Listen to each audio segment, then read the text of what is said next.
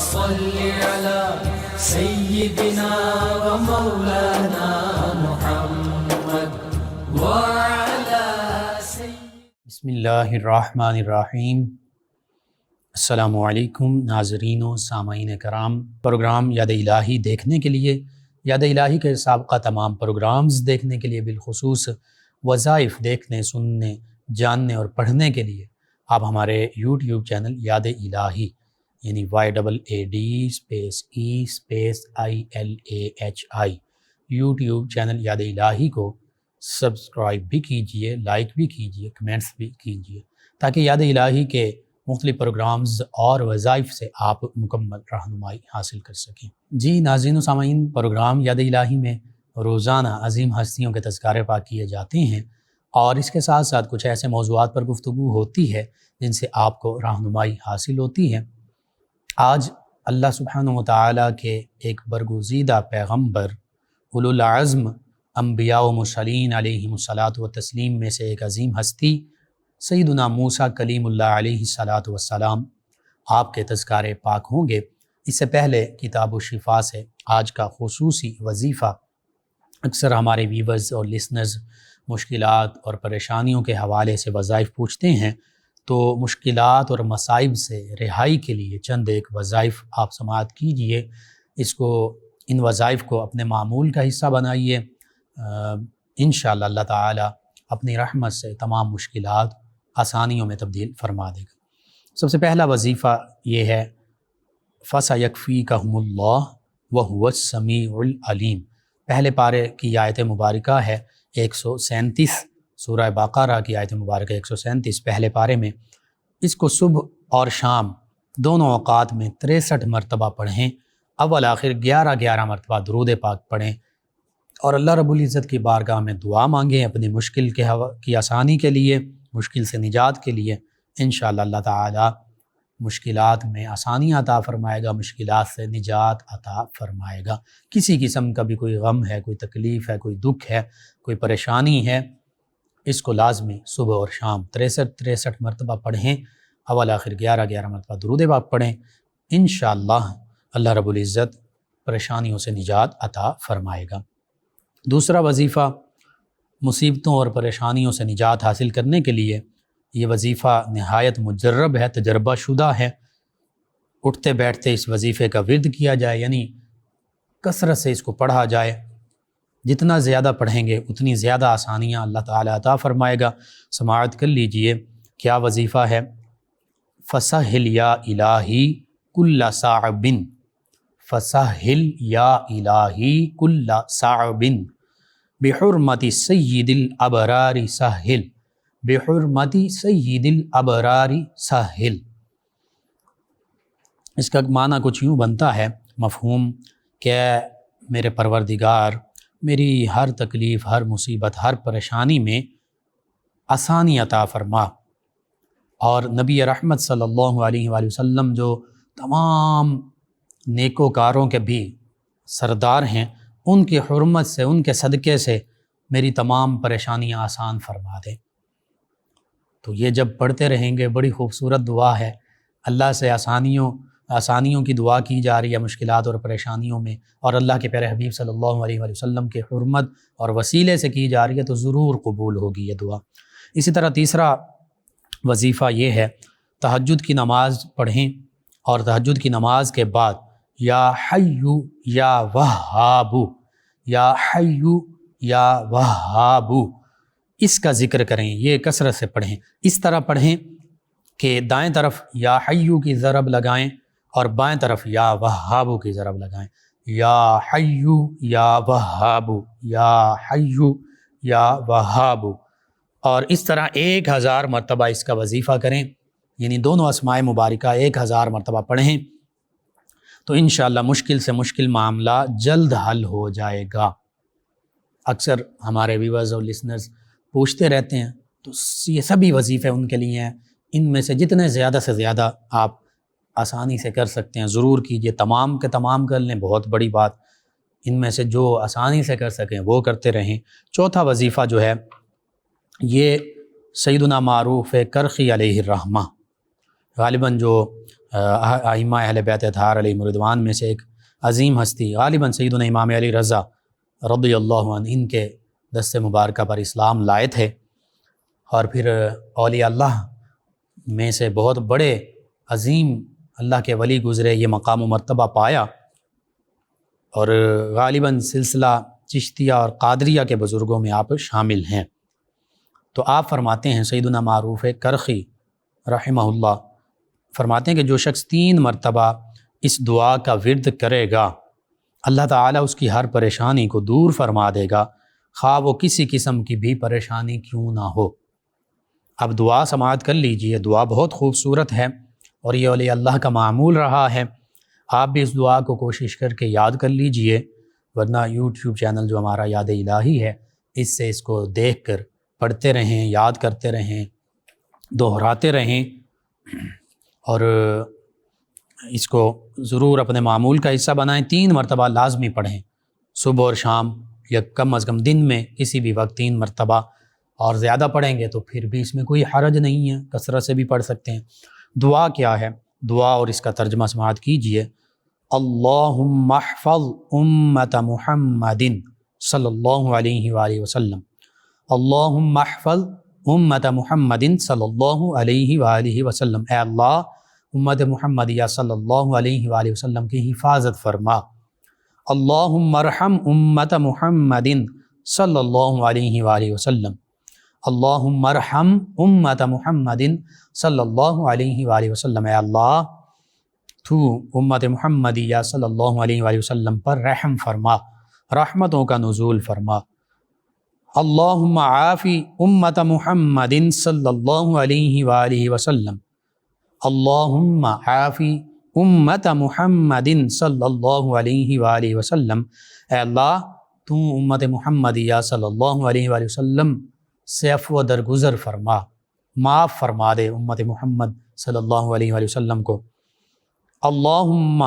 اصلح امت محمد صلی اللہ علیہ وآلہ وسلم، اللہم اصلح امت محمد صلی اللہ علیہ وآلہ وسلم، اے اللہ تو امت محمدیہ صلی اللہ علیہ وآلہ وسلم کی اصلاح فرما دے، درستگی فرما دے، ان کے معاملات بہتر فرما دے۔ اور آخر میں اللہم فرج عن امت محمد صلی اللہ علیہ وآلہ وسلم، اللہم فرج عن امت محمد صلی اللہ علیہ وآلہ وسلم، اے اللہ امت محمدیہ صلی اللہ علیہ وآلہ وسلم کی تکالیف پریشانیاں دور فرما دے، ان کے لیے آسانیاں عطا فرما دے، ان کے لیے بہتری فرما دے، اور ان کو مشکلات سے نجات عطا فرما دے۔ تو یہ بہت خوبصورت دعا ہے، ہمیں سب کو اپنے معمول کا حصہ بنانا چاہیے، انشاءاللہ یہ پریشانیوں سے نجات کا وسیلہ بنے گی۔ اسی طرح کنز العمال حدیث مبارکہ کی کتاب ہے، اس میں نبی کریم صلی اللہ علیہ وآلہ وسلم نے اپنی چچا زاد بہن سیدہ ام ہانی رضی اللہ عنہا ان سے ارشاد فرمایا کہ تم یہ دعا مانگا کرو۔ دعا کیا؟ اللہم رب النبی محمد اغفر لی ذنبی، اللہم رب النبی، اللہم رب النبی محمد اغفر لی، اے نبی کریم محمد صلی اللہ علیہ وآلہ وسلم کے رب ذوالجلال میرے گناہ معاف فرما دے، وَأَذْهِبْ غَيْظَ قَلْبِي، وَأَذْهِبْ غَيْظَ قَلْبِي، اور میرے دل کے غصے کو دور فرما دے، وَأَجِرْنِي مِن مُضِلَّاتِ الْفِتَنِ، وَأَجِرْنِي مِن مُضِلَّاتِ الْفِتَنِ، اور مجھے گمراہ کر دینے والے فتنوں سے محفوظ رکھ، آمین۔ تو یہ بھی بہت خوبصورت دعا ہے۔ یہ 5 وظائف ہیں، 5 کریں بہت اچھی بات، 5 میں سے 4 3 2 1 جو زیادہ سے زیادہ آپ کر لیں بہت بہتر معاملہ ہوگا انشاءاللہ۔ اللہ تعالیٰ تمام مشکلات، مصائب،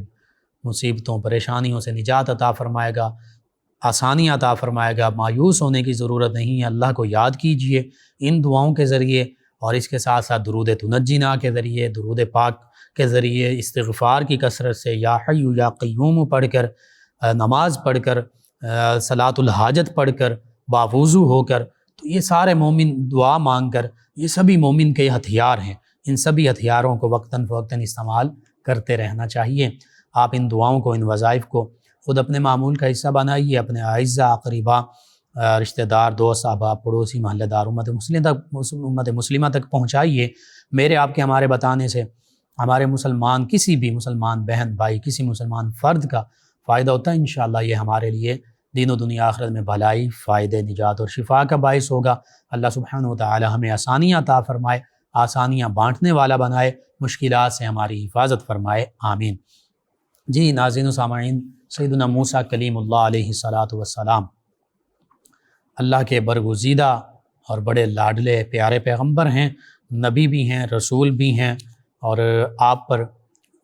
اللہ رب العزت نے کتاب بھی نازل فرمائی جسے ہم تورات کہتے ہیں، اور نبوت و رسالت سے نوازا، شریعت سے نوازا، شریعت موسوی جسے کہتے ہیں۔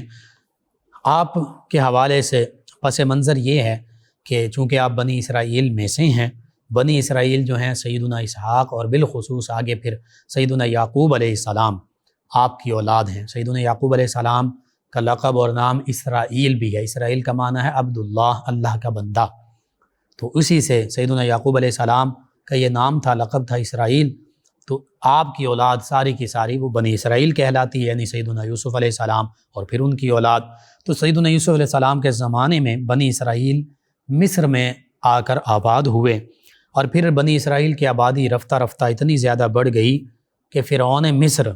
چونکہ یہ فراعین جو تھے، فرعون کی جمع، یہ ایک فرعون نہیں ہوتا تھا، یہ لقب ہوتا تھا اس وقت کے حکمران کا، تو یہ مختلف فراعین مختلف اوقات میں گزرے ہیں۔ تو فراعین مصر جو ہیں ان کو یہ خدشہ پیدا ہو گیا کہ کہیں یہ لوگ جن کی آبادی بنی اسرائیل کی بہت زیادہ بڑھ رہی ہے کوئی بغاوت نہ کر دیں، تو اس آبادی میں مزید اضافے کو روکنے کے لیے فرعون مصر نے یہ حکم صادر کر دیا کہ بنی اسرائیل کے ہاں جو لڑکا پیدا ہوگا، بیٹا پیدا ہوگا، اسے قتل کر دیا جائے۔ اور بالخصوص پھر سیدنا موسیٰ علیہ السلام کے حوالے سے بھی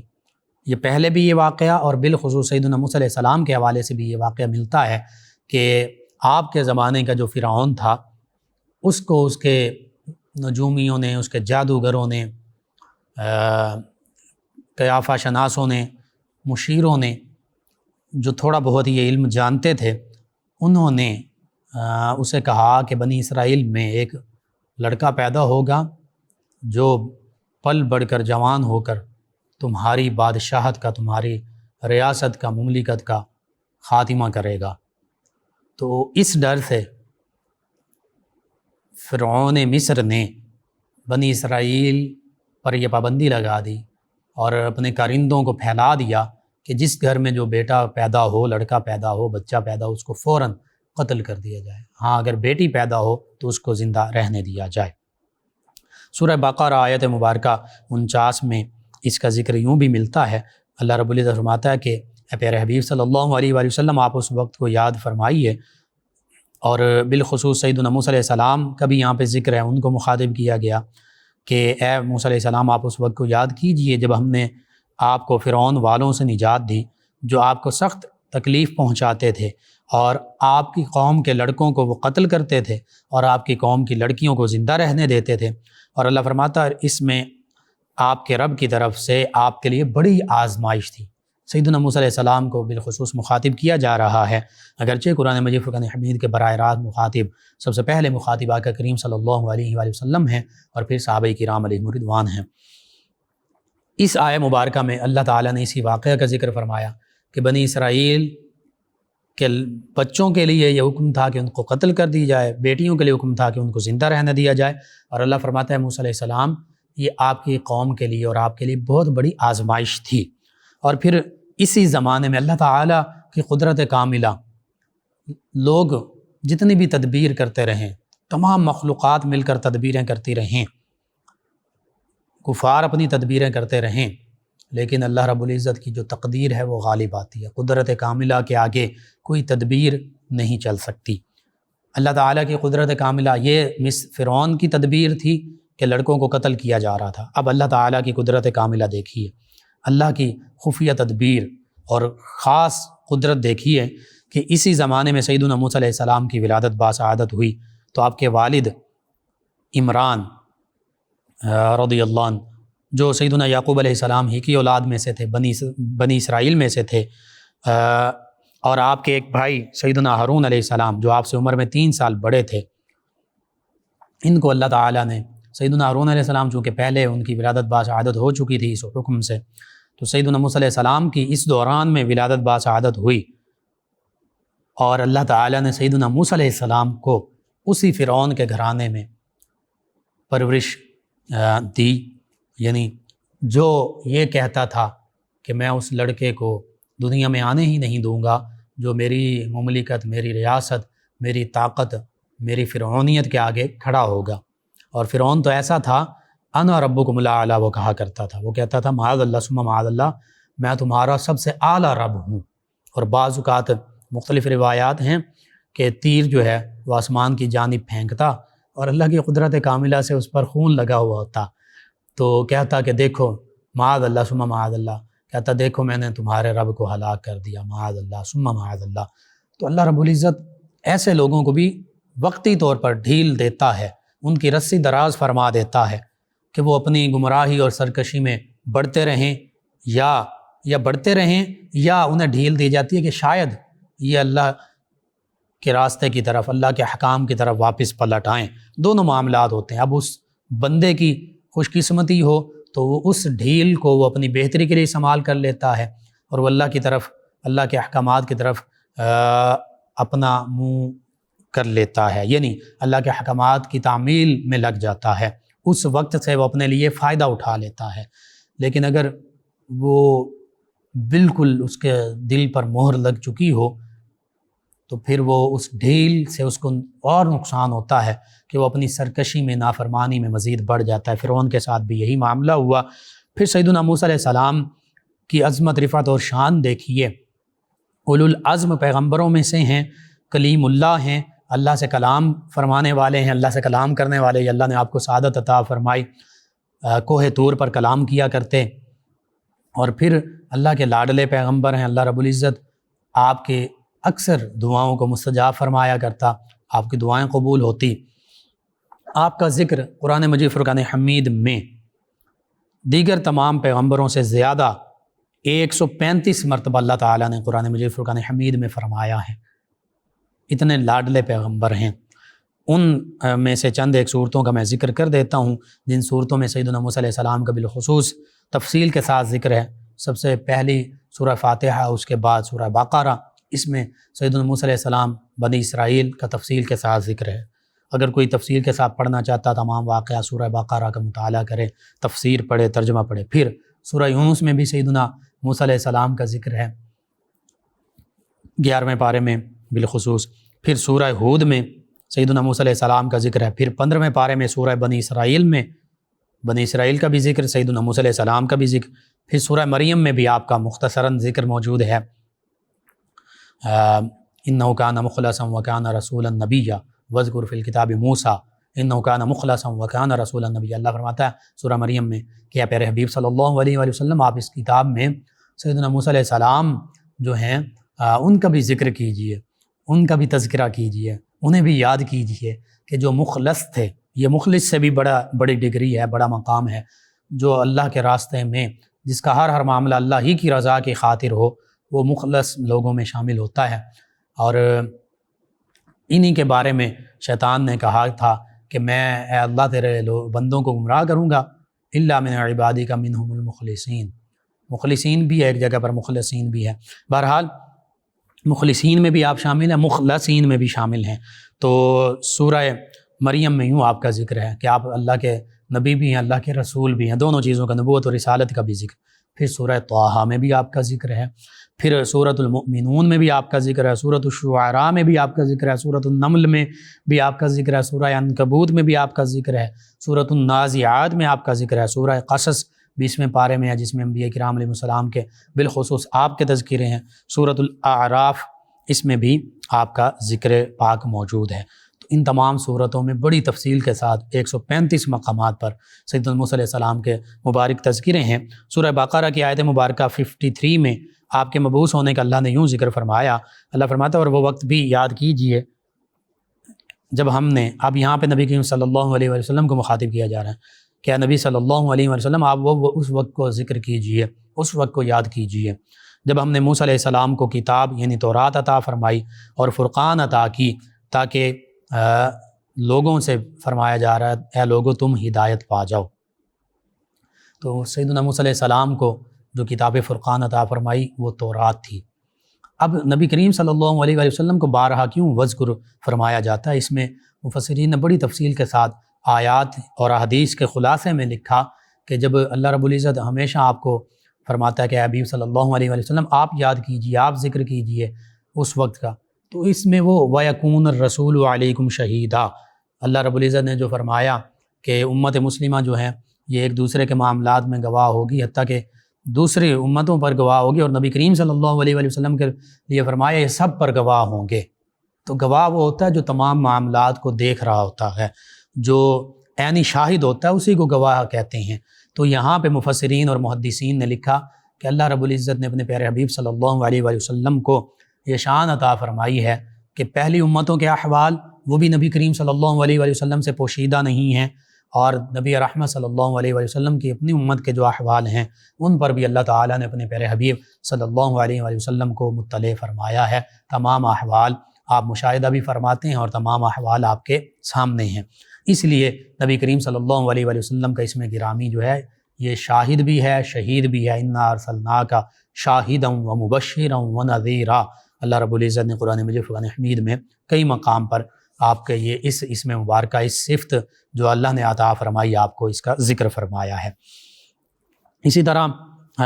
سورہ بقرہ کی آیات بینات 50 سے 61 تک اس میں سیدنا موسیٰ علیہ السلام کا تفصیل کے ساتھ تذکرہ یوں موجود ہے۔ اللہ فرماتا ہے پیارے حبیب صلی اللہ علیہ وآلہ وسلم آپ بھی یاد کیجیے اس وقت، اور اے موسیٰ آپ بھی اس وقت کو یاد کریں جب ہم نے آپ کے لیے سمندر پھاڑ دیا تھا، پھر ہم نے آپ کو تو نجات دی اور فرعون والوں کو آپ کے دیکھتے دیکھتے غرق کر دیا، اور وہ وقت بھی یاد کیجئے اے نبی صلی اللہ علیہ وآلہ وسلم، اے موسیٰ علیہ السلام، جب ہم نے موسیٰ سے، اب یہاں پر نبی کریم صلی اللہ علیہ وآلہ وسلم کو مخاطب کیا جا رہا ہے، اے پیارے حبیب صلی اللہ علیہ وآلہ وسلم آپ اس وقت کو یاد فرمائیے جب ہم نے موسیٰ علیہ السلام سے 40 راتوں والا وعدہ کیا تھا، تو تم، اب بنی اسرائیل کو مخاطب کیا جا رہا ہے، تم سے مراد بنی اسرائیل، تو اللہ فرماتا تو تم اس کے پیچھے یعنی موسیٰ علیہ السلام کے پیچھے پرستش کے لیے بچھڑے کو لے بیٹھے۔ موسیٰ علیہ السلام کوہ طور پر کی جانب گئے، 40 راتوں کے لیے اللہ تعالیٰ نے ہم کلام ہونے کا شرف عطا فرمایا، تو پیچھے بنی اسرائیل کو مخاطب کیا جا رہا تھا کہ تم نے ان کے جانے کے بعد بچھڑے کو اپنا معبود بنا لیا، اور اللہ فرما رہا ہے بنی اسرائیل تم سخت ظالم تھے، مگر اس کے بعد بھی ہم نے اے بنی اسرائیل تمہیں معاف فرما دیا تاکہ تم شکر گزار بنو۔ اور یہ اس وقت کا ذکر ہے جب سیدنا موسیٰ علیہ السلام اپنی قوم کو فرعون کے پنجہ عذاب سے، اس کی جو تکلیفیں پہنچاتا تھا وہ اس سے نکال کر لائے تھے، اور اللہ تعالیٰ نے 40 روز کے لیے کوہ طور پر سیدنا موسیٰ علیہ السلام کو طلب فرمایا، یعنی فرعون سے نجات بخشی۔ اس نجات بخشنے کے بعد چاہیے تو یہ تھا کہ بنی اسرائیل، قوم بنی اسرائیل اللہ کا شکر ادا کرتی، اللہ کی بارگاہ میں سر بسجود ہو جاتی کہ اتنی بڑی مصیبت سے اللہ تعالیٰ نے نجات عطا فرمائی۔ وہ فرعون جو ان بنی اسرائیل کے لوگوں کو قتل کرنے کے درپے تھا، لیکن بنی اسرائیل کا معاملہ دیکھیے، بظاہر یہ بھی لاڈلی قوم تھی موسیٰ علیہ السلام کی وجہ سے، تو بچھڑے کی پوجا کرنے لگ پڑی، بچھڑے کو خدا بنا لیا، لیکن اللہ تعالیٰ نے پھر بھی معاف فرما دیا کہ یہ شکر گزار بن جائیں، یہ فرما بردار بن جائیں، اللہ اور اللہ کے نبی موسیٰ علیہ السلام کی تعلیمات پر عمل پیرا ہونے والے بن جائیں۔ بنی اسرائیل کو اللہ تعالیٰ نے مختلف مواقع پر بہت سی ڈھیلیں دی ہیں، سورہ بنی اسرائیل میں بھی تفصیل کے ساتھ پہلے رکوع میں اس کا ذکر ہے کہ 2 مرتبہ تو خاص طور پر ان کی پکڑ فرمائی اور پھر چھوڑ دیا کہ شاید ٹھیک ہو جائیں، اور اللہ فرماتا ہے کہ اگر یہ دوبارہ اپنی اسی پرانی روش پر چلیں گے جیسے اب چل رہے ہیں تو اللہ فرماتا ہے پھر ان کے لیے دوبارہ اسی طرح پکڑ ہوگی۔ تو اس لیے بنی اسرائیل یہ واحد قوم ہے دنیا میں کہ جس کو سیدنا موسیٰ علیہ السلام اور دیگر انبیاء کرام علیہ السلام کی وجہ سے لاڈ ملا، بڑی نعمتیں ملیں، منہ مانگی نعمتیں ملیں، لیکن اس قوم نے اکثر نافرمانی کی، ناشکری کی، بلکہ سرکشی کی، اللہ کے حکام کے مکمل برعکس معاملہ کیا۔ قوم یہود جو ہیں اسی بنی اسرائیل میں سے ہیں، آج یہ معاملہ ہمارے سامنے ہے۔ اس وقت بھی پوری دنیا میں سب سے سرکش اور اللہ کے نافرمان قوم جو ہے وہ قوم یہود ہے، اور پھر اس کے بعد قوم ہنود ہے، یعنی لَتَجِدَنَّ أَشَدَّ النَّاسِ عَدَاوَةً لِلَّذِينَ آمَنُوا الْيَهُودُ وَالَّذِينَ أَشْرَكُوا، اور یہی دو قومیں ایسی ہیں جو مسلمانوں کی بھی سب سے زیادہ مخالفت کرتی ہیں۔ اللہ نے قرآن مجید فرقان حمید میں فرما دیا، جو میں نے بھی آیت مبارکہ تلاوت کی، اللہ فرماتا ہے پیارے حبیب صلی اللہ علیہ وآلہ وسلم، اے مسلمانوں، تم اپنا ایمان والوں کا سب سے زیادہ شدید دشمن انہیں پاؤ گے جو یہود ہیں، جو یہودی ہیں، اور جو مشرکین ہیں، جو بتوں کی پوجا کرنے والے ہیں۔ تو آج دیکھ لیجئے سب سے زیادہ مسلمانوں کے سخت مخالف اور سخت دشمن یہی یہود و ہنود ہیں، کہ یہود جو ہیں وہ فلسطین میں اور دنیا کے دیگر ممالک میں بھی اپنی لابی کے ذریعے مسلمانوں پر ظلم و ستم کر رہے ہیں، اور ہنود کو دیکھیں تو وہ یہاں پر کشمیر میں مسلمانوں پر ظلم و ستم کر رہے ہیں۔ اور بت پرستوں کی بات کی جائے، مشرکین کی بات کی جائے، تو برما والے جو ہیں بدھ مت کو وہ پوجتے ہیں، اس کی بدھ مت کی مہاتما گوتم بدھ اور اس کے وہ مجسمے بنا کر اس کو پوجتے ہیں، تو وہ بھی مشرکین میں شامل ہیں۔ اور آج ہم دیکھتے ہیں برما میں ان مشرکین نے بھی، وہ بھی سخت مسلمانوں کے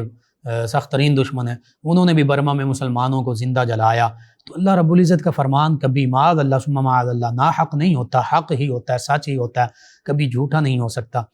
ہم دیکھتے ہیں کہ یہی دو قومیں، پھر اس کے بعد دیگر قوموں کا معاملہ ہے، اگرچہ اللہ تعالیٰ نے تو یہاں تک فرما دیا یا ایھا الذین آمنوا لا تتخذوا اليہود والنصارى اولیاء بعضهم اولیاء بعض ومن یتولهم منکم فاولئک هم الظالمون۔ اللہ فرماتا ہے ایمان والوں، یہود کو اور نصارہ کو اپنا دوست مت بناؤ، ان سے دوستیاں مت لگاؤ، ان کو اپنے رازدار مت بناؤ، ان سے اپنے تعلقات دوستی کی بنیاد پر استوار مت کرو۔ ہاں، برابری کی بنیاد پر جو ضروری تعلقات ہیں، تجارت، دیگر معاملات، برابری کی بنیاد پر ان سے قائم کر سکتے ہو، اور جو شرعی حوالے، شرعی حدود کے اندر رہتے ہوئے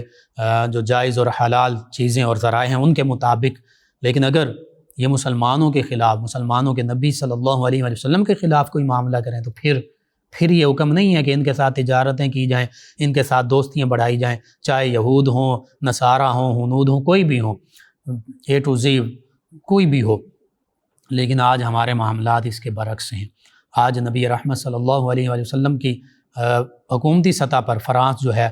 معاذ اللہ ثم معاذ اللہ، جن کا سایہ نہیں، ویسے تو پوری امت مسلمہ پر آپ کا رحمت کا سایہ ہے، حتیٰ کہ ساری کائنات پر ہے، لیکن بظاہر سایہ نہیں تھا، نہیں ہے، تو ان کے خاکے جن کے سایہ نہیں ہے ان کے خاکے بنائے جا رہے ہیں، خاکم بدہن۔ یہ لوگ اپنے آپ کو نہیں دیکھتے، ان کی شکلیں کیسی ہیں، ان کی عقلیں کیسی ہیں، ان کے معاملات کیسے ہیں، سودی نظام، اور پھر زنا کاری، اور پھر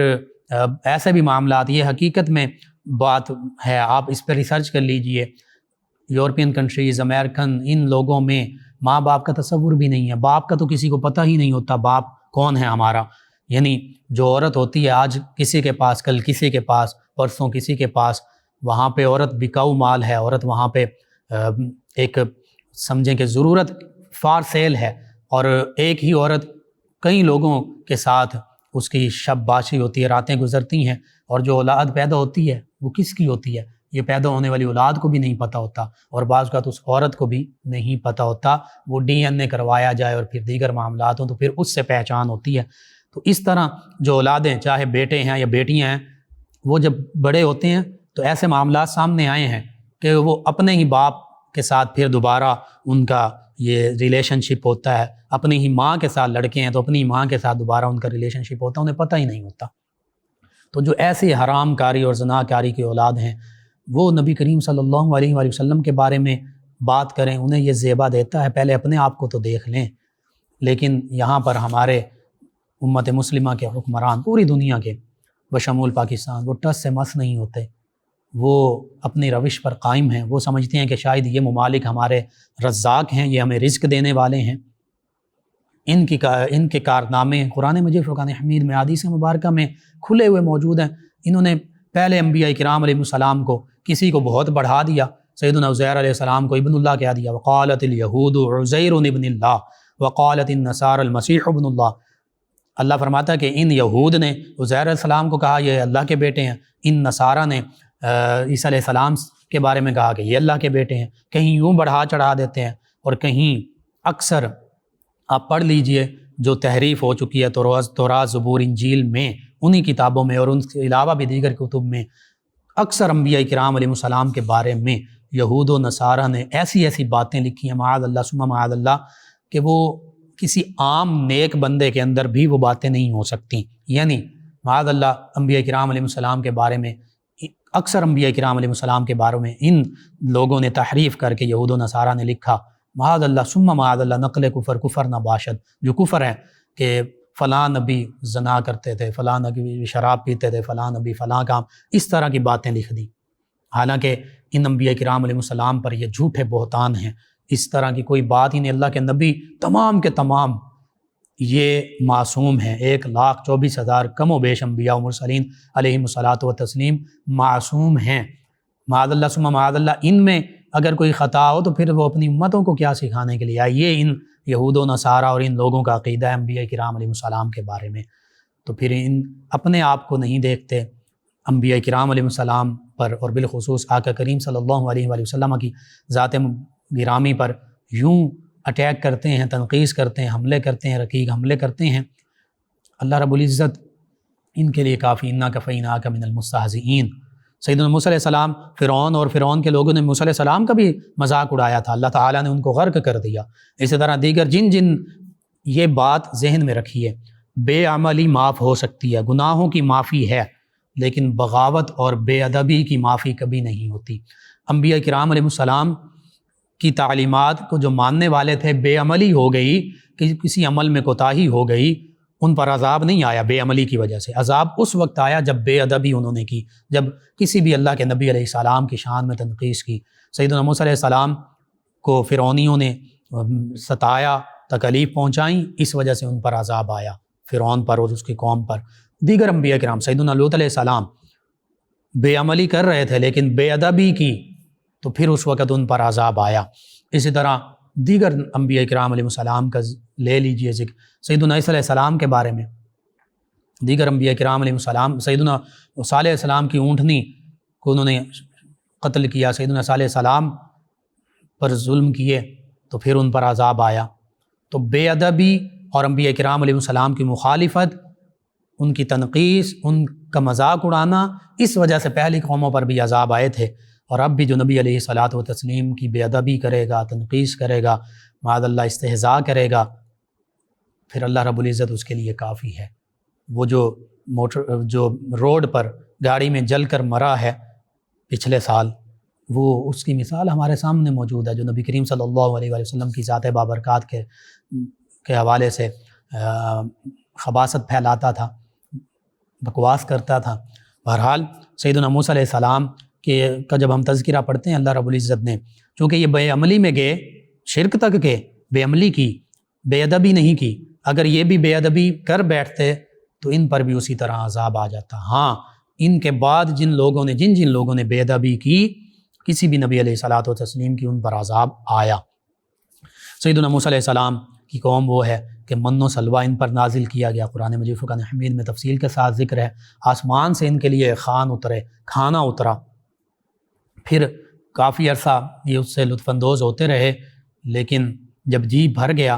تو بجائے یہ کہ اللہ کی اور نعمت اللہ سے طلب کر لیتے، نافرمانی ناشکری کرنے لگے. تو پھر روایات میں ہے کہ پھر یہی زمین کا اناج جو ہے یہ بونے کا ذکر ملتا ہے کہ یہی اب تم کھاؤ زمین کا اناج. یہ وہ قوم ہے، 12 سردار تھے بنی اسرائیل، قوم بنی اسرائیل کے 12 سرداروں کے لیے سیدنا موسیٰ علیہ السلام نے اپنا عصا مبارکہ پتھر پر مارا، 12 چشمے پھوٹ پڑے. سورہ بقرہ میں بھی، آگے سورہ اعراف میں بھی، دیگر صورتوں میں بھی اس واقعے کا مکمل تفصیل کے ساتھ ذکر ہے. یہ وہ قوم تھی کہ اللہ تعالیٰ کی نعمتیں ان پر نازل ہوتی تھیں،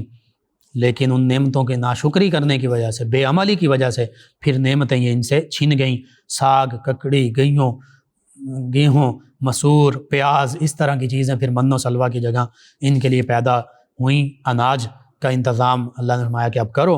اور پھر وہی اناج جو ہے آج تک ہم دیکھتے ہیں کہ ہم کھا رہے ہیں. اور یہ بنی اسرائیل، قوم بنی اسرائیل، جس کے لیے اتنی نعمتیں نازل ہوئیں ناشکری کی وجہ سے اور پھر انبیاء کرام علیہ السلام کے ساتھ بدسلوکی کی وجہ سے، پھر یہی قوم دنیا میں سب سے زیادہ ذلت کی اور محتاجی کی مستحق ٹھہری. اللہ کے غضب میں یہ قوم آئی،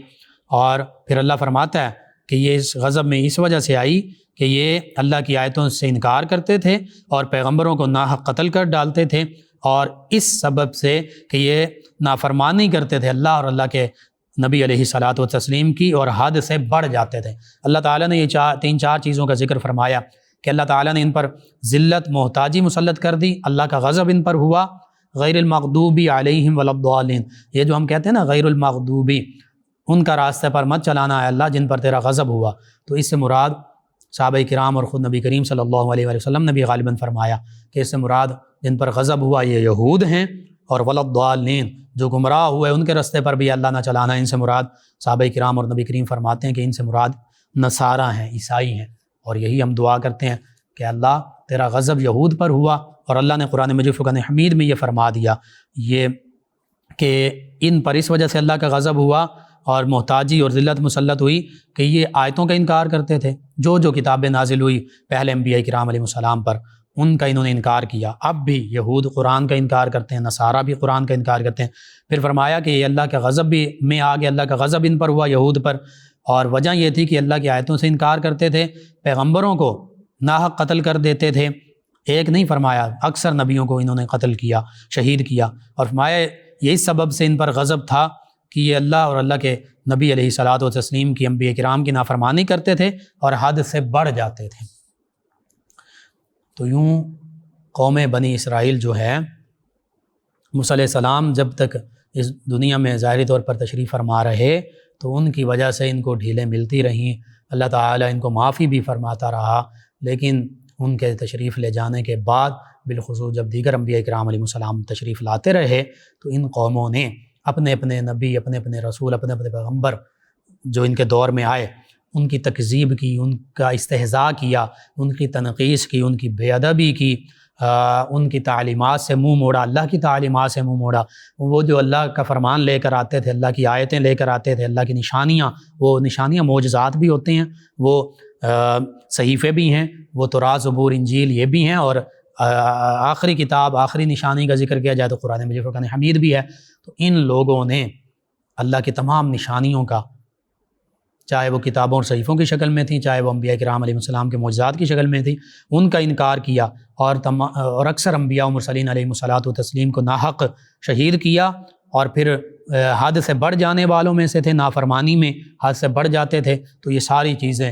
اللہ کے غضب کی وجہ بنی، اور جب اللہ کا غضب جن پر ہوتا ہے ان پر کبھی بھی اللہ کی رحمت نہیں ہوتی، پھر ان پر دین و دنیا آخرت کی تمام جو لعنتیں ہیں، تمام جو اللہ کی طرف سے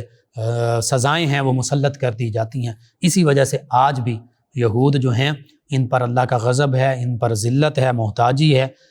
ظاہری طور پر اگرچہ وہ معیشت اور یہ وہ سب کچھ، لیکن ابھی بھی وہ دیگر لوگوں کے محتاج ہیں، وہ خود کچھ نہیں کر سکتے، وہ دیگر لوگوں کو اعلی کار بناتے ہیں، کہیں وہ نصارہ کو اعلی کار بناتے ہیں، کہیں یہود کو اعلی کار بناتے ہیں، کہیں کسی کو اعلی کار بناتے ہیں، وہ اعلی کار بنا کر پھر اپنے مقاصد حاصل کرتے ہیں۔ اور آج حقیقت یہ ہے، اس میں کوئی دوسری رائے نہیں ہے کہ پوری دنیا میں بالعموم اور تمام اسلامی ممالک میں بالخصوص NGOs اور مختلف ناموں پر یہودی لابی جو ہے وہ اپنے مقاصد جو ہے وہ حاصل کر رہی ہے۔ ہمارے مسلمان نوجوان، ہماری نسلیں ہیں، بعض اوقات ہمارے بڑے بڑے مختلف شعبوں کے لوگ، علماء بھی، مشائخ بھی ان کے چنگل میں پھنس جاتے ہیں غیر دانستہ طور پر، اور پھر انہی کے اعلی کار بن کر انہی کے جو مقاصد ہوتے ہیں بعض اوقات جانتے ہوئے، بعض اوقات انجانے میں اسی پر چل رہے ہوتے ہیں۔ تو سیدنا موسیٰ علیہ السلام کا جب ہم نے ذکر کیا، یہ ایسی قوم ہے کہ سیدنا موسیٰ علیہ السلام ان کے لیے بھلائی کے معاملے فرماتے رہے، یہ ان کا انکار کرتے رہے، اور پھر ان کے بعد آنے والی بنی اسرائیل کی قوم انبیاء کرام علیہ السلام کے ساتھ بدسلوکی کرتی رہی، اور پھر اس کا انجام پاتی رہی اور اللہ کے غضب کا شکار ہوئی۔ آج بھی اس ساری گفتگو سے ہمیں یہ درس ملتا ہے کہ ہم نے اللہ کے پیارے حبیب صلی اللہ علیہ وآلہ وسلم کی ختم نبوت، ختم رسالت پر مکمل ایمان لانا ہے، اور اسلام کی تعلیمات کو پڑھنا ہے، سمجھنا ہے، اس پہ تحقیق کرنی ہے، اپنے آنے والی نسلوں کو سمجھانا ہے، پڑھانا ہے، ان کو بتانا ہے، امت مسلمہ تک یہ پیغام پہنچانا ہے، تاکہ ہم بھی، اور اللہ کے نبی صلی اللہ علیہ وسلم نے کے فرمان کے مطابق یہ تھا کہ ایک وقت آئے گا کہ قوم مسلم جو ہے یہ بھی یہود کی طرح کے کام کرے گی، جو کام بنی اسرائیل نے کیا تھے یہ بھی کریں گے۔ اور پھر تفصیل سے بیان فرمایا اللہ کے نبی صلی اللہ علیہ وسلم نے۔ اور حقیقت یہ ہے کہ بنی اسرائیل نے جو جو کام کیا ہم وہی کر رہے ہیں، تو ہم نے ان کاموں سے بچنا ہے۔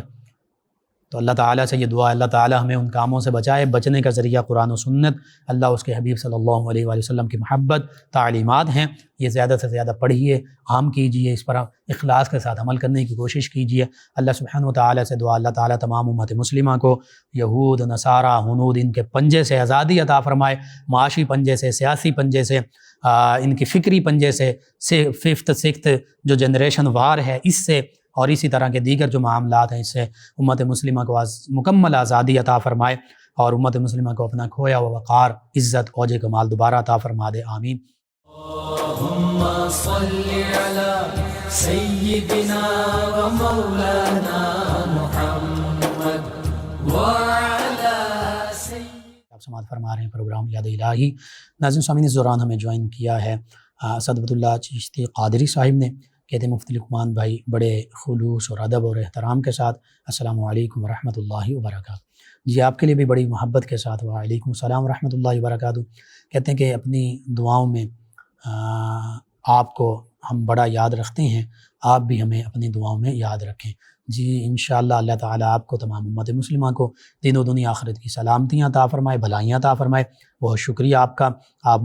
مجھ حقیر کو اپنی دعاؤں میں یاد رکھتے ہیں۔ ایک اور ہمارے لسنر ہیں شہباز صاحب، کہتے ہیں السلام علیکم بھائی۔ جی وعلیکم السلام۔ کہتے ہیں کہ بھائی والا سے میں بات کر رہا ہوں، کہتے ہیں ایک فرمائش ہے کہ کوئی پروگرام دجال کے حوالے سے بھی کریں پلیز۔ جی ہمارے یوٹیوب چینل یاد الہی پر دجال کے حوالے سے غالباً 1 یا 2 میرے پروگرامز پڑے ہیں، میں نے دجال کے حوالے سے پروگرام کیا ہے، آپ یاد الہی پر سرچ کریں تو انشاءاللہ آپ کو یہ پروگرام مل جائے گا، اور انشاءاللہ میرے بھی ذہن میں ہے انشاءاللہ میں دوبارہ بھی کسی موقع پر اس حوالے سے دوبارہ تفصیلاً پروگرام کروں گا۔ ہماری ایک اور لسنر ہیں، کہتی ہیں السلام علیکم، میرا نام حافظہ کلثوم ہے۔ جی وعلیکم السلام۔ کہتی ہیں آپ سے یہ سوال ہے کہ 40 دن کے ختم سے پہلے، یعنی چہلم جسے ہم کہتے ہیں اصالہ ثواب کے لیے، اس سے پہلے 1 رات، کہتے ہیں اس سے 1 رات پہلے صحن میں مٹی رکھیں تو جو فوت ہوا ہے اس کے پاؤں وہاں چھپ جاتے ہیں، اور اس سے پتہ چلتا کہ یہ دعا قبول ہو گئی یا کیا کہ یہ کرنا درست ہے۔ جی میرے علم میں اس حوالے سے کچھ بھی نہیں ہے، یہ ایک ٹوٹکا ہو سکتا ہے زیادہ سے زیادہ، اسلامی تعلیمات کے حوالے سے، شرعی حوالے سے اس کا کوئی ثبوت نہیں ہے، تو کوئی ایسا یہ عمل نہیں ہے۔ میرے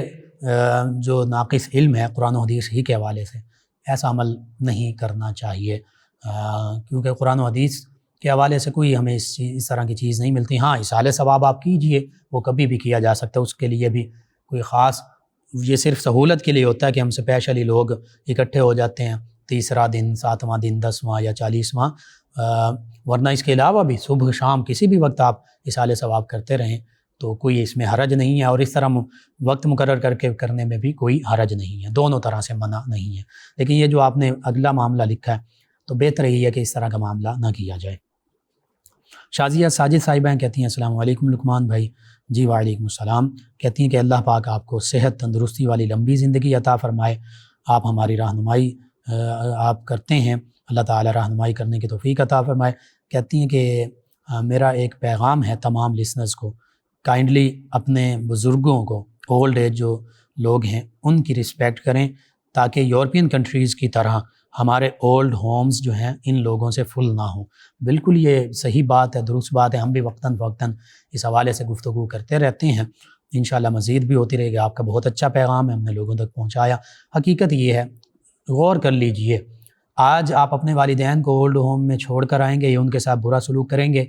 آپ نوٹ کر کے رکھ لیجئے، کل جب آپ بوڑھے ہوں گے آپ کی اولاد بھی آپ کے ساتھ یہی معاملہ کرے گی، ٹٹ فار ٹیٹ، جیسا کرو گے ویسا بھرو گے۔ تو بالکل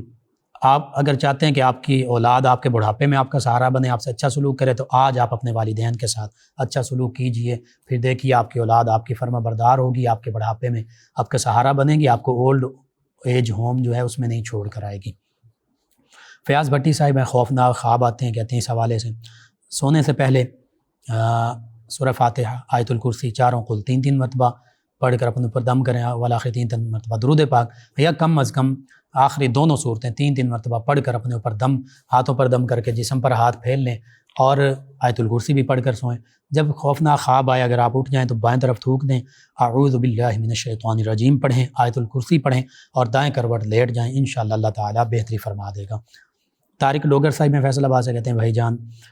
جتنی بھی کوشش کر لیں دل میں غیبت پیدا ہو جاتی ہے، پلیز کوئی وظیفہ بتا دیں۔ آپ جن لوگوں کے پاس بیٹھتے ہیں، ایسے لوگ جو غیبت کر رہے ہوتے ہیں، ان کے پاس بیٹھنا کم کر دیجئے۔ جو اللہ کے ولی ہیں، نیک لوگ ہیں، نماز پڑھنے والے، اور نہ صرف نماز بلکہ اخلاق بھی جن کے اچھے ہیں، ان لوگوں کے پاس بیٹھنا اٹھنا شروع کیجئے۔ جو قرآن، حدیث، اولیاء اللہ، انبیاء کرام، نبی کریم صلی اللہ علیہ وآلہ وسلم کی محبت کی باتیں کرتے ہیں، ان کے پاس بیٹھیے، انشاءاللہ بہتری پیدا ہوگی۔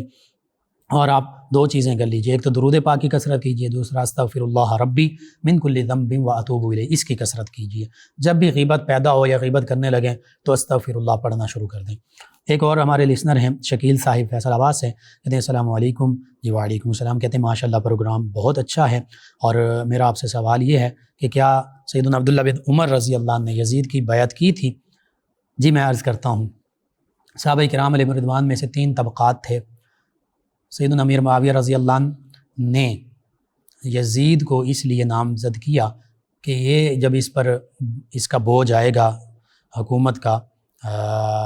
تو پھر یہ ٹھیک ہو جائے گا، اور جب نامزد فرمایا تو اس وقت یہ اس طرح فاسق اور فاجر نہیں تھا، اس میں بعد میں مزید تبدیلیاں پیدا ہوئیں۔ وہ ایک جب حکومت مل جاتی ہے تو اس کا اپنا نشہ ہوتا ہے، فرعونیت آ جاتی ہے، اور بیٹے کے معاملات کا ذمہ دار والد کبھی نہیں ہوتا، یہ بھی ذہن میں رکھیے گا۔ تو اب جب اس کو نامزد کیا گیا تو چونکہ اور تو کوئی مسلمانوں کا حکمران اور خلیفہ تھا نہیں، تو کچھ صحابہ کرام نے اس کی بیعت کی، کچھ نے بالکل بیعت نہیں کی، اور کچھ نے گوشہ نشینی اختیار کر لی۔ اب ہر ایک مجتہد تھے صحابی رضی اللہ عنہ، اور جن صحابہ نے بیعت کی بعد میں انہوں نے فسخ کر دی، جب اس کی برائیاں، اس کے فسق فجور، اس کا حرام حلال ملا دینا، یہ سارا محرمات جو ہیں، محرم رشتے، ان کا تقدس پامال کرنا، اور خاص طور پر جب سیدنا امام حسین رضی اللہ عنہ کو اس نے شہید کروایا،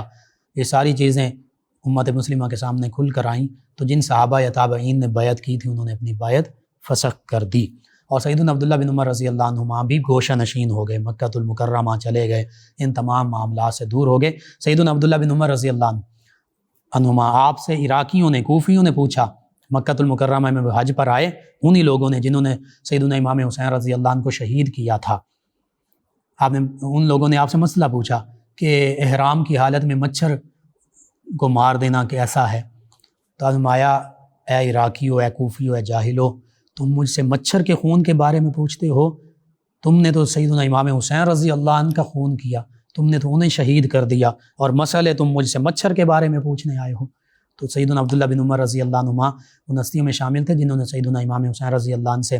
بارہا یہ کہا تھا کہ یہ وہی کوفی ہیں جنہوں نے آپ کے والد گرامی کو شہید کیا، جنہوں نے آپ کے بڑے بھائی سیدنا امام حسن رضی اللہ عنہ کے ساتھ بے وفائی کی، انہیں شہید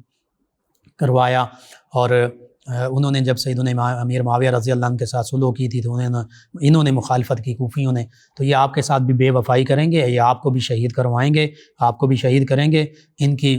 زبانیں آپ کے ساتھ ہیں، ان کی تلواریں یزید کے ساتھ ہیں۔ اور بالآخر وہی معاملہ ہوا، کوفہ کے لوگ، یہ کوفی سارے جنہوں نے سیدنا امام حسین رضی اللہ عنہ کو بلایا تھا، یہی یزید کے ساتھ مل گئے، یہی ابن زیاد کی فوج میں شامل تھے، سیدنا امام حسین رضی اللہ عنہ کو شہید کر دیا۔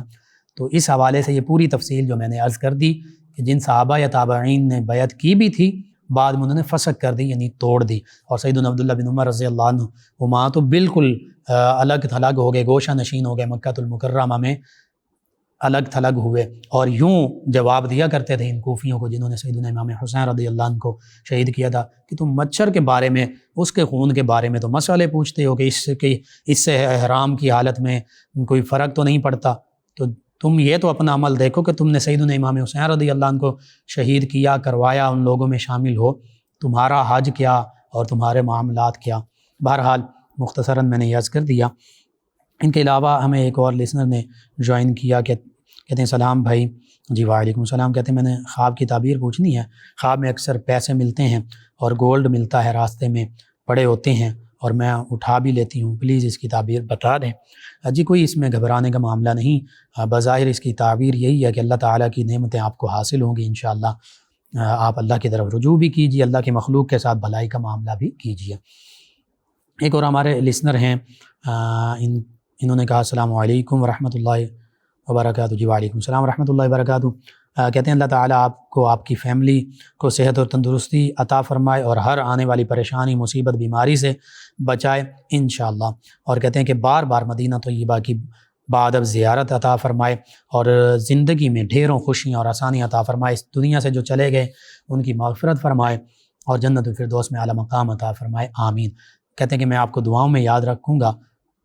دعا گو محمد بھوٹا صاحب۔ جی بہت شکریہ آپ کا، اللہ تعالیٰ آپ کے تمام امت مسلمہ کے حق میں یہ دعائیں قبول فرمائے، آمین۔ ان کے علاوہ ہمیں جوائن کیا ایک اور ہمارے لسنر، کہتے ہیں السلام علیکم۔ جی وعلیکم السلام۔ کہتی ہیں کہ میں صوبیہ ہوں فیصل آباد سے۔ کہتے ہیں لقمان بھائی کیسے ہیں آپ؟ جی الحمدللہ۔ کہتی ہیں کہ آپ کا پروگرام بہت اچھا ہے، میں اپنے بیٹے کے لیے کوئی وظیفہ پوچھنا چاہتی ہوں، وہ 4 سال کا ہے، ضد بہت کرتا ہے، پلیز کوئی وظیفہ بتا دیں، جزاک اللہ خیرہ۔ جی ایک تو سورہ یاسین پڑھ کر دم کریں اس پر، اور پانی پر دم کر کے پانی بھی پلاتی رہیں۔ دوسرا جب وہ سویا ہوا یا شہید ہو 21 مرتبہ پڑھیں، آسمان کی جانب آپ کا سر ہو، یہ روزانہ رات کو عمل کریں